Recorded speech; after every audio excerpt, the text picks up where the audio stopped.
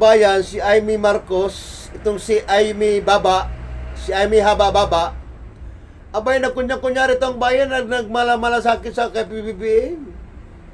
Ha? Ang dami niya ngayon sinasabi niya, labang, tinawag pa niyang kapatid. Tinawag niyang kapatid si PBBM. Itong si Amy Haba Baba. Itong si Amy Baba Haba, abay, nagmamalasakit sa kay PBBM. Tinawag niyang kapatid. Kapatid pala niya si PBBM. Itong si Amy Marcos Haba Baba, kapatid pala niya si PBBM. Ngayon lang niya binigas ng bayan ang pangalan ng kapatid. Pagkatapos ang walang hiyaan si PBBM, pagkatapos ang tarantaduhin si PBBM, tinawag niyang kapatid. At nagmamalasakit sa dito. Ang bilis ang makalimot.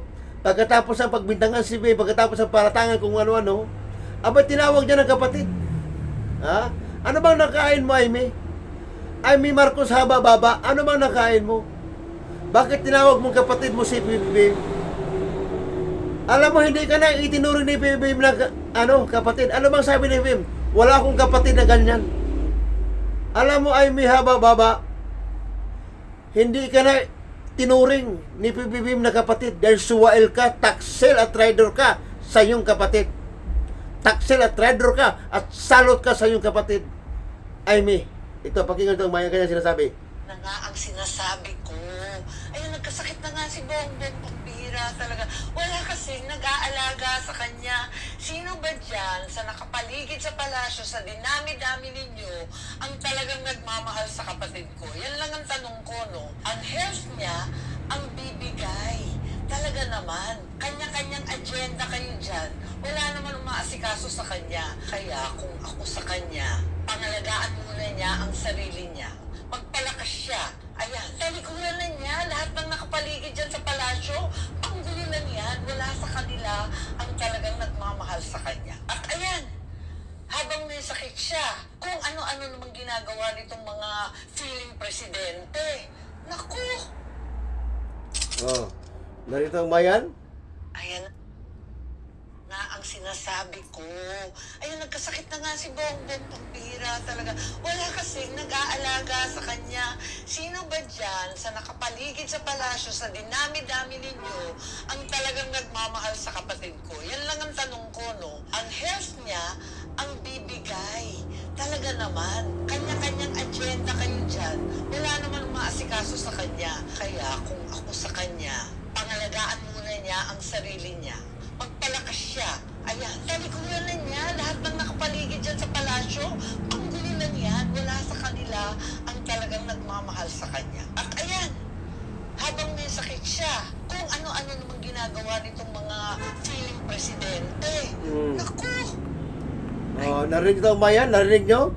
Na kunyari mahal niya si PBBM, no? Kunyari nagmamalasakit sa kay PBBM. Ang galing ng drama mo, Amy Haba Baba. Amy Haba Baba, ang galing ng drama mo. Ang galing ng drama mo. Pagkatapos mo kupal-kupalin si PBBM, ngayon nagmamalasakit ka, tinawag mo siyang kapatid. Ano bang nakain mo at tinawag mo siyang kapatid? Ang kapal ng pagmumukha mo, Amy. Ang kapal ng pagmumukha mo, Amy. Sobrang kapal ang pagmumukha mo. Ha? Na nga ang sinasabi ko. Ayun, nagkasakit na nga si Bongbong, pambihira talaga. Wala kasing nag-aalaga sa kanya. Sino ba dyan sa nakapaligid sa palasyo, sa dinami-dami ninyo, ang talagang nagmamahal sa kapatid ko? Yan lang ang tanong ko, no? Ang health niya, ang bibigay. Talaga naman, kanya-kanyang agenda kayo dyan. Wala naman umaasikaso sa kanya. Kaya kung ako sa kanya, pangalagaan muna niya ang sarili niya. Magpalakas siya. Ayan, talikuran na niya lahat ng nakapaligid dyan sa palasyo. Panggulinan yan. Wala sa kanila ang talagang nagmamahal sa kanya. At ayan, habang may sakit siya, kung ano-ano namang ginagawa nitong mga feeling presidente. Naku! Ayan na ang sinasabi ko. Ayun, nagkasakit na nga si Bongbong, pambihira talaga. Wala kasing nag-aalaga sa kanya. Sino ba dyan sa nakapaligid sa palasyo, sa dinami-dami ninyo, ang talagang nagmamahal sa kapatid ko? Yan lang ang tanong ko, no? Ang health niya, ang bibigay. Talaga ka naman. Kanya-kanyang agenda kayo dyan. Wala naman umaasikaso sa kanya. Kaya kung ako sa kanya, pangalagaan muna niya ang sarili niya. Magpalakas siya.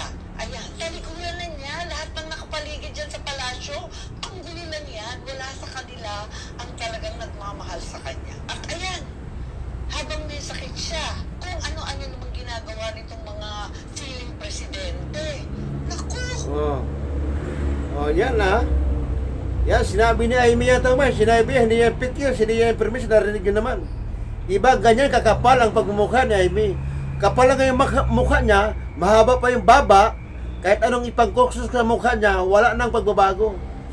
Kahit ano pang ikuskus sa mukha mo ay hindi na magbabago, mahaba pa rin ang baba mo. At makapal, sobrang kapal. Tinawag mo kapatid ang kapatid mo, tinawag mo ng kapatid si Bim ngayon.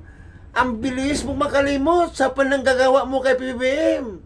Alam mo ay may Marcos sa bababa, tarantado ka. Yan lang masabi ko sa iyo. Ay may habababa, tarantado ka. Tarantado ka. Ay may habababa, tarantado ka. Ang galing mo. Anong nakain mo? Ano na naman ang pinaplano mong masama? Siguro may masama ka namang binabala kay PBBM, no? Kaya ngayon, nagkukunya-kunyari ka, nagmamalasakit ka. Eh, walang hiya ka naman eh. Walang hiya kang kapatid, Amy. Walang hiya kang kapatid. Wala kang hiya.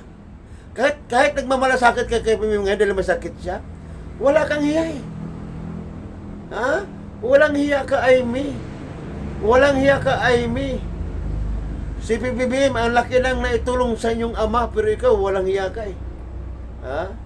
Wala kang ibang inatupag kundi Duterte, Duterte, Duterte. Puro ka Duterte, puro ka Duterte, puro ka Duterte, Amy. Puro ka Duterte, Duterte, Duterte. Yan! Kaya sinisira yung kapatid mo dahil kakadutaay mo, kakadutaay. Puro ka dutae, dutae. Puro ka dutae, dutae, dutae. Yan.